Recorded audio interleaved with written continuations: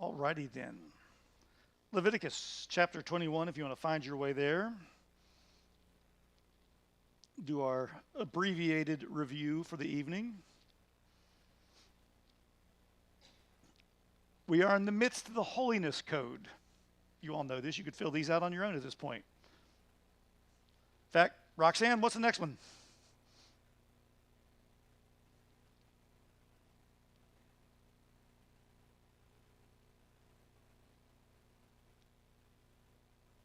So maybe not. Okay. The first statute's the one we've looked at so far, addressed to the people. Oh yeah, that's it. That's what I was going to say.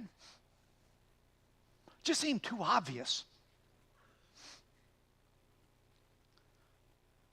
Then last week we saw the shift, and now the priests have been the focus of chapter 21 so far. Some very specific directions for them or about them. One being that they should be set apart for God's glory, and that language of I'll sanctify them and so forth. We saw the rules, talking about particularly about issues of death and funerary practices. Issue was that they should not, the priests, participate in or emulate even pagan worship or cultural practices. The slicing, the cutting your hair, the trimming your beard, all those things that came with pagan funeral procedures. And then the last paragraph we looked at last Wednesday night was about the chief priest, that he's held to an even higher standard. Almost an impossible standard, wouldn't you say? By the time we get done tonight, you're going to go, absolutely. That's the point. So, if we're ready, let's look at chapter 21. We'll look at the last paragraph, starts at verse 16, work through it, then come back and begin into chapter 22. But let's start at verse 16.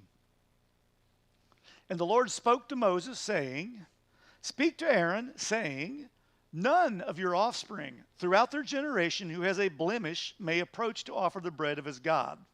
For no one who has a blemish shall draw near, a man blind or lame, or one who has a mutilated face, or a limb too long, or a man who has an injured foot or an injured hand, or a hunchback, or a dwarf, or a man with a defect in his sight, or an itching disease, or scabs, or crushed testicles. No man of the offspring of Aaron, the priest, who has a blemish, shall come near to offer the Lord's food offerings. Since he has a blemish, he shall not come near to offer the bread of his God.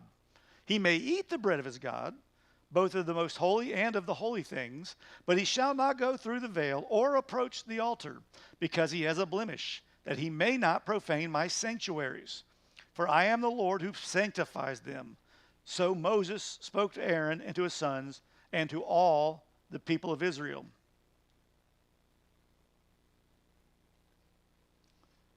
Standards get higher and higher and higher. I mean, essentially what we're seeing in this paragraph is right from the get-go, physical perfection is required of the priests. Physical perfection. In fact, the language used throughout this paragraph is essentially the same language used earlier in the book about which animals you could or could not use for sacrifices.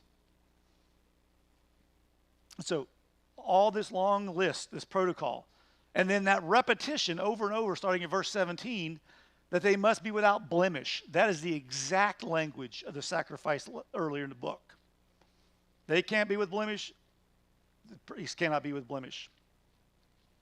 If they are, they cannot make sacrifices to God. He mentioned specifically the bread, but the bread is just symbolic for the whole system of the foods that you're bringing to God.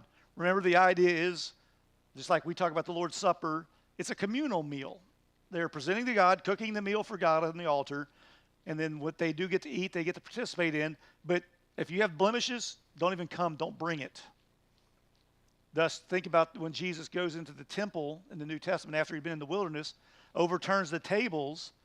If you think about what all they're doing in the temple when he gets there, they've taken up the grounds where people are supposed to be able to congregate, and they filled into basically a flea market. They're selling animals, not letting you bring your own. You have to buy one at the temple, but they're selling animals that are defective. In other words, they're forcing you to make a sacrifice that isn't really a sacrifice. Oh, and to do it, you have to buy the money from us to buy the animal because we don't accept outside money. And so no wonder Jesus is angry. They've taken an already difficult system and made it worthless, made a mockery of it. And so if you have a blemish, can't do it. And then he begins in verses 18, 19, and 20, this long list of potential defects, things that would rule you out. In fact, if you go back and count, there are 12 defects listed. Now, whether that is symbolic of one for each tribe, or if it just happens to be a number that God spoke, and here it is, here are these 12 things. But either way, it's a long list. And as you read through it, you're going, man, who does qualify? For example, the priest cannot be lame or blind. Now, part of you go, wait a minute. Think in the ancient world, you're slaughtering cows, you're slaughtering sheep. If you have physical handicaps, that job gets really hard to do. And if you're blind, think how difficult. So there is a practical aspect here. And if those were the only two requirements, you go, okay, that makes sense. Maybe that's why God starts with those. And think how many times in the New Testament again, with these problems, either lame or blind, that Jesus healed. Right? Think of over and over. How many blind people, how many people crippled, people on, can't get into the water, people let down through the roof, and so forth. Maybe there's some significance in the authors of the New Testament choosing those miracles rather than some other ones that Jesus surely did as well. So he can't be lame or blind. His face cannot be mutilated, whether that's from a farming accident, war, whatever. Can't be scarred in that sense. Okay, we're getting a little stiffer. His limbs must be of equal length. Man, think about that one. Now, again, you could go, oh, there's practicality here if he's got a bad limp or whatever. But anybody in the room perfectly symmetrical? Yeah. When they did my knee this summer, they corrected my leg 5 degrees. It's like, oh. In fact, if you look at my scar, it's not straight because what they do, they cut it when it was straight, straightened the leg, and now the scar goes. You go, huh. So the legs have their limbs, arms and legs, have to be of equal length. His hands, his feet can't even be injured. Now again, practical. If your hands are broken, it's a little hard to do the sacrifices. If you're on crutches, a little hard to do this. But the word injured here is pretty general. Would seem to include all kinds of injuries to the hands or the feet. Verse 20 says he can't have a hunchback, whether that's scoliosis or some other form of disease that arches one's back. I mean, those of you who've been in the military, think of the physical you got. Imagine giving a physical to the priest. Nope, sorry, you're 4F. Next. Those with dwarfism are automatically excluded. Again, there's a practical reason. If you're smaller than a sheep, it's a problem. But David has this image in his head. Whoa, dude. Bah. And Oompa Loompas chasing the sheep around.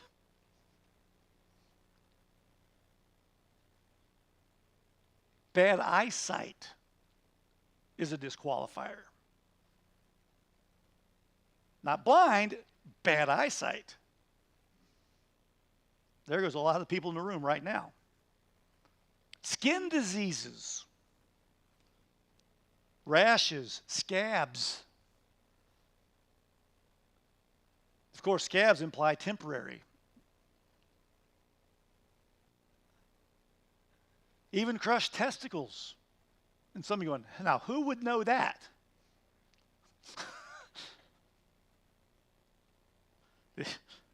But think about it, the whole requirement of circumcision, right? God talks about by circumcision you'll know they're mine. How do you know? Somebody's checking. And so think how many people are now out. Because, like I said a little bit ago, like those sacrificial animals, the priest has to be essentially what? Unblemished, spotless, perfect, whatever word you want to put there. They're all synonyms. It's an impossibly high standard for physical issues. We've already covered the spiritual issues. We're talking physical issues now. If you have any of those blemishes, verse 21 says, you're disqualified from serving for the immediate in the tabernacle, but it also disqualifies you from the temple, doesn't it? This is an ongoing, once you're out forever. When they make the transition from the tabernacle to the temple eventually, same rules apply. We're culling the herd, so to speak, real fast of who can be qualified for that particular type of priestly service. Now remember, there is other priestly duties. Some people carry things, some people unpack things, but for the duties of going before God with the perfect sacrifice, the priest has to basically be perfect as well. For the one who does have the blemish, all those different problems that are now disqualified, they don't prevent him from partaking in the food given for the priests. Remember, their pay is the provision of the people for their well-being. Some of the meat is there, some of the bread is theirs. You're physically disqualified. You can't present it to God, but you are still of the tribe of Levi. You're still descendants of Aaron. You still get taken care of by the community. And notice even goes even so far to say in verse 22, this is going to apply to the most holy and holy things. The ones that some of it's offered to God and they get to keep the rest, most holy. Or the ones that are holy, presented to God, priest gets all. So he can eat that food, but verse 23 is very clear. He cannot enter into the holy place. He can't go into the beyond the veil into the Holy of Holies. He can't even go up to the altar. To do so, he profanes it. The language here is, if you're a sinner and you touch it, it's sinful. If you're contaminated and you touch it, it's contaminated. What makes it that, according to verse 23, it's God that sanctifies them. Now here, it's not God sanctifying the priest. God has set the tabernacle sanctuary aside. He's dedicated to himself. The altar has been sanctified by God for God. And so to come in ungodlike is to ruin its value. So again, it'd be like bringing you into a filthy operating room going, we're going to keep you sterile. Doesn't work. And so, standards incredibly high. And then verse 24 makes it clear that Moses then hears the word from God and then is communicated by Moses. God spoke to him at the beginning, verse 16. Now Moses is passing it on. Here's another way subliminally the author's telling us who wrote the book of Leviticus. It's Moses. Book never claims it, but here the book's basically saying, Moses wrote all this down for you folks. But he also wants you to make sure it's clear there in verse 24 that the priests and the people are both made aware of these statutes by Moses. He doesn't just tell Aaron. He doesn't just tell the priests. He tells Lottie-Dottie, everybody. Because they're to help hold them accountable, to hold them up to that standard. Because think about again how ungodlike the priests are in the New Testament. Because who's holding them to the standard now? Themselves, right? This is one of those risks today in modern businesses or modern universities where you have a self-perpetuating board. Once the people in charge are allowed to keep the people in charge, guess who they keep in charge? If there is no accountability anywhere, it's over. And that's how they take over things, run with it. And so the priests and the people both know what God expects. And now here it is written for all these thousands of years thereafter. Verse 22, chapter 22 begins with "and." So this is a continuation of that same discussion. "And the Lord spoke to Moses, saying, Speak to Aaron and his sons, so that they abstain from the holy things of the people of Israel, which they dedicate to me, so that they do not profane my holy name. I am the Lord. Say to them, if any one of all your offspring throughout your generations approaches the holy things that the people of Israel dedicate to the Lord, while he has an uncleanness, that person shall be cut off from my presence. I am the Lord.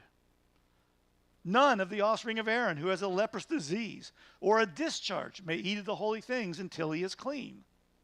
Whoever touches anything that is unclean through contact with a dead, or a man who has had an emission of semen, or whoever touches a swarming thing by which he may be made unclean, or a person whom he may take uncleanness, whatever his uncleanness may be, the person who touches such a thing shall be unclean until the evening, and shall not eat of the holy things unless he has bathed his body in water.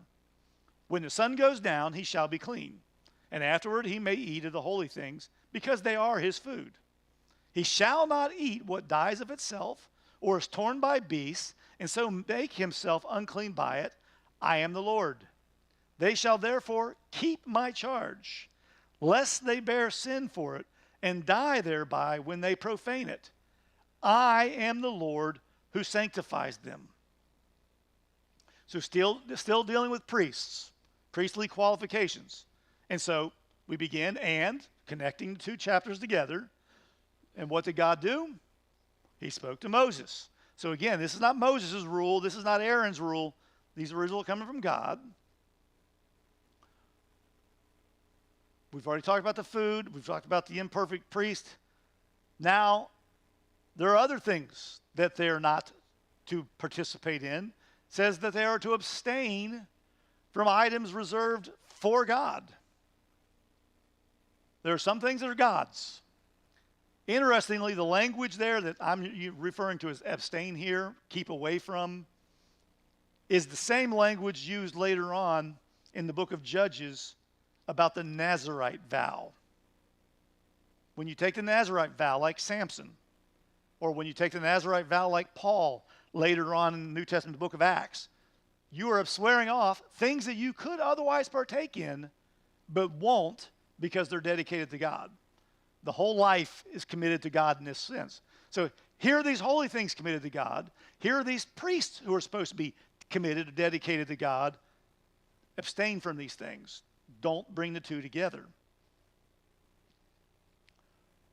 All right, that's God's. I'm not touching. Verse 3 makes it harder.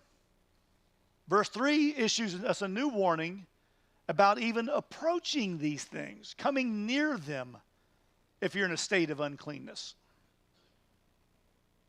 Right? So we've gone from all those physical imperfections that rule you out.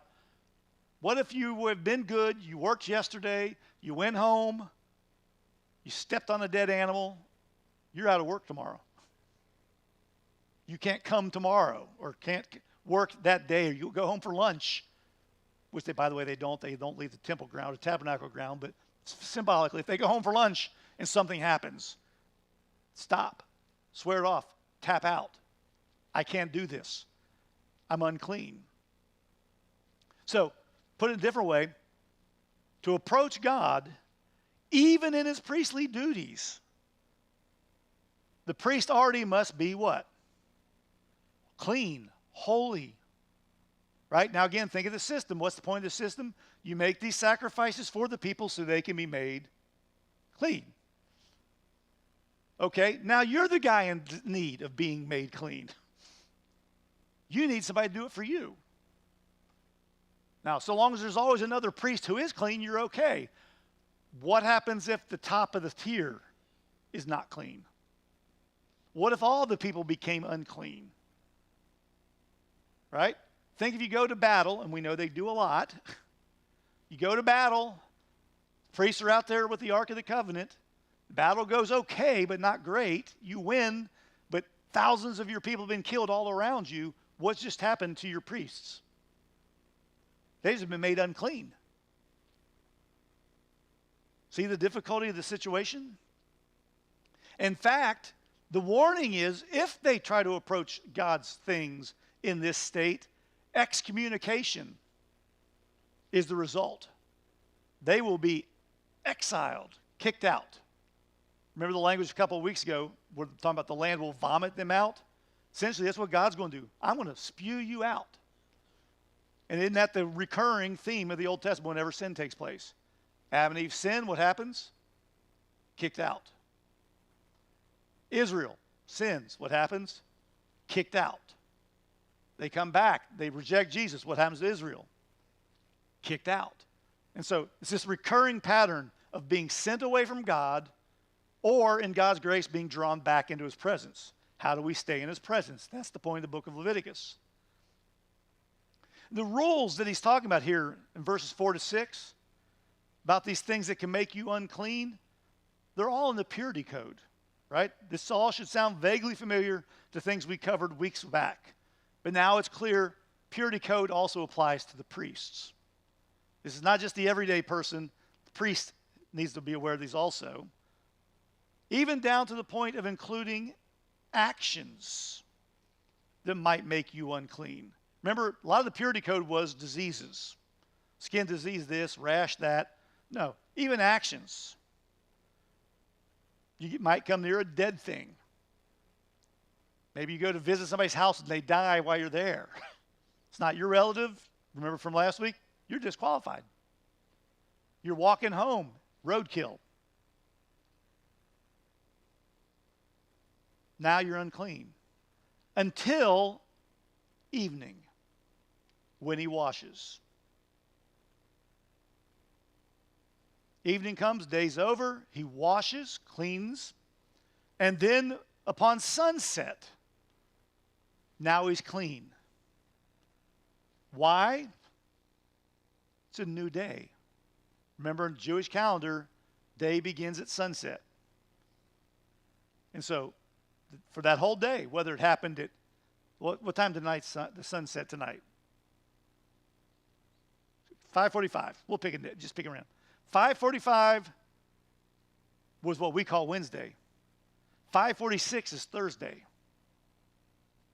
So if you sinned right now, you'd be unclean until tomorrow at 5:45. Unable to go do your job, unable to go before God, unable to get yourself right, you have to wait. Wash at the end of the day, symbolically removing your sin. Thus the language of washing is often in the scriptures. That's why Jesus says you must be born of the water. It's a reference to Ezekiel 36 where God says, I will wash you and make you clean. It's all symbolic until God does it.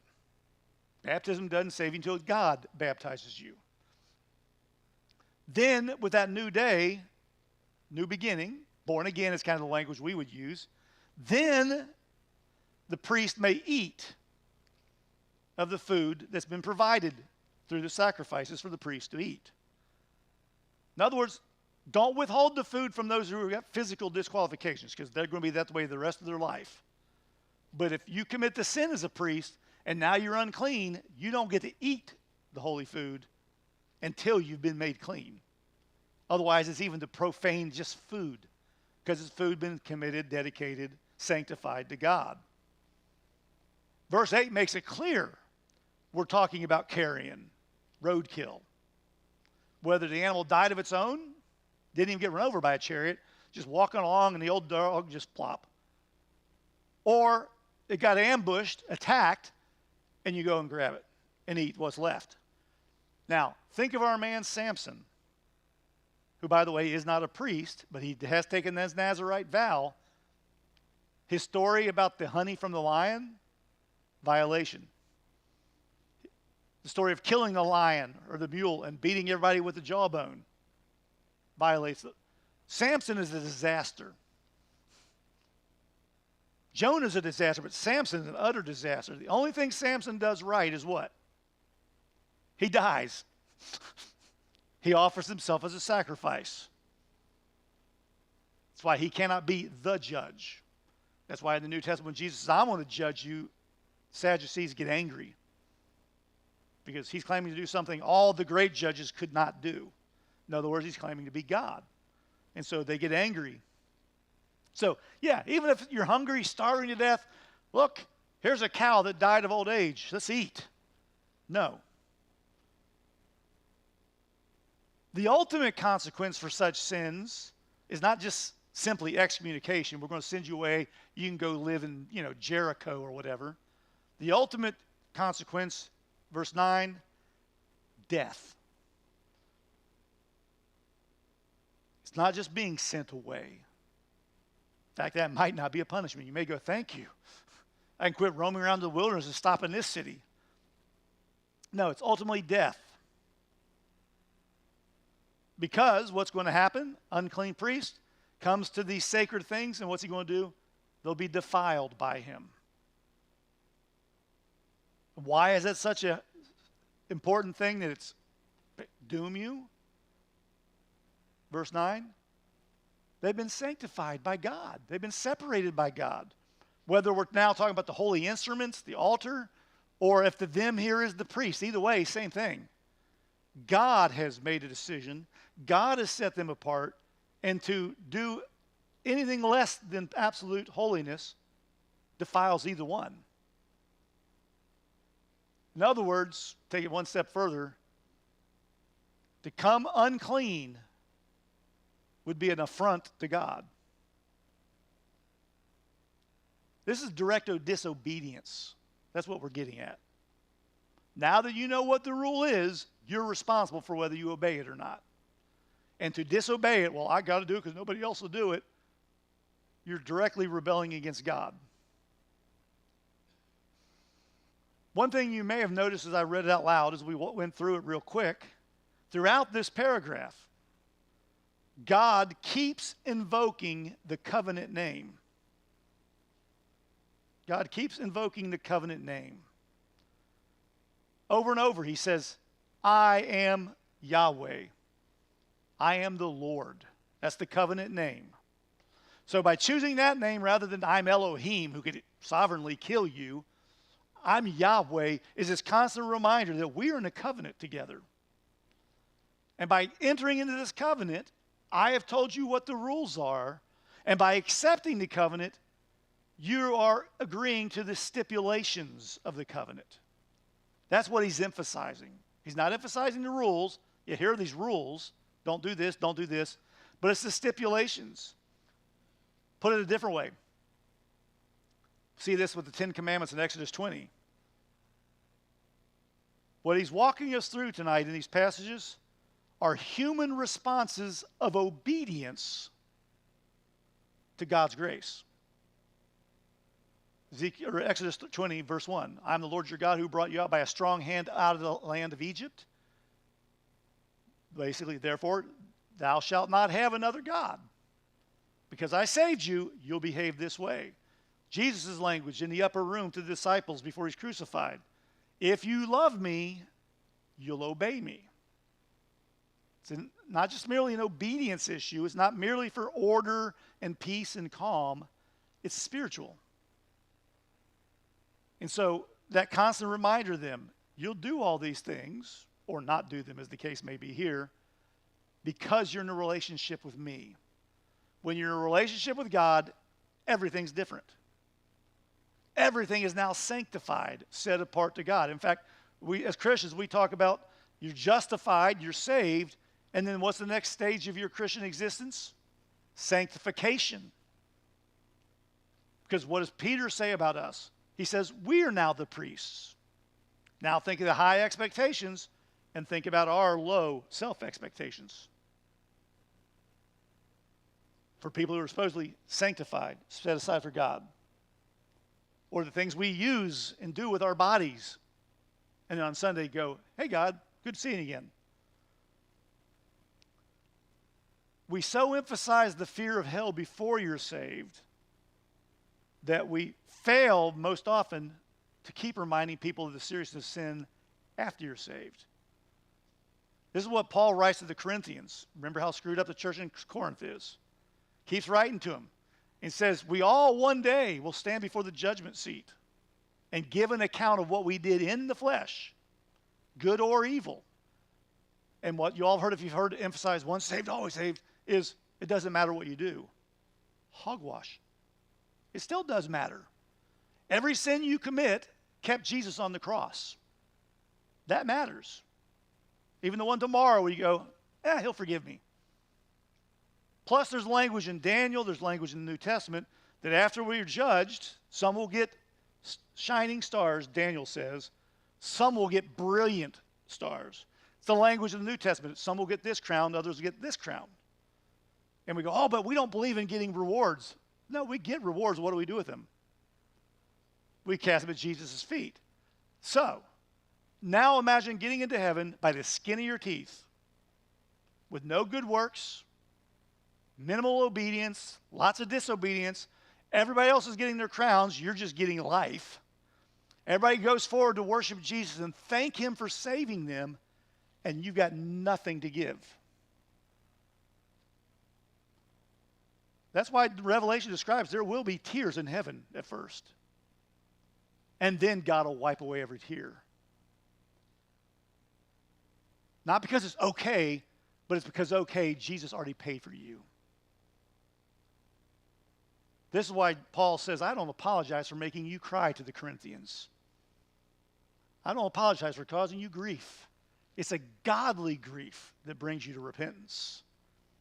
That word confession in the New Testament means to say the same thing about your sin as God does. I think a lot of us say, that's a sin. That's not what he means. He means, are you as grieved about your sin as God is grieved by your sin? Or a quote by one of my church historian friends, now retired, maybe be dead by now. He made a comment one time years ago in a book. He says, the more I become like Jesus, the more miserable I become. Because the more I realize how nasty my life and sins really are. That's true repentance. When your sin breaks you, not the getting caught, but the fact that you did it against the one who loved you enough to die for it. They're priests, we're priests. Standards are high. Impossibly high. Because God is perfectly holy. And everything else, we need to be repenting, confessing, and turning. Let's go ahead and pray and prepare to head on home. Heavenly Father, Lord, we thank you for this evening. Ask, Lord, that you would bless the reading of your word.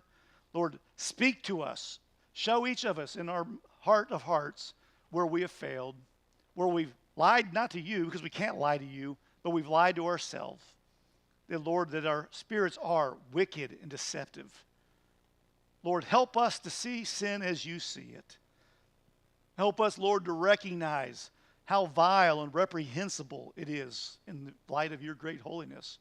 And Lord, help us to appreciate more fully each and every day just exactly what Christ did on our behalf. May it awe us. May it stop us in our track. And may it, Lord, lead us to more true heartfelt worship. Lord, it's for all this that we ask tonight for ourselves and those we love deeply. It's all this we ask in Jesus' name. Amen.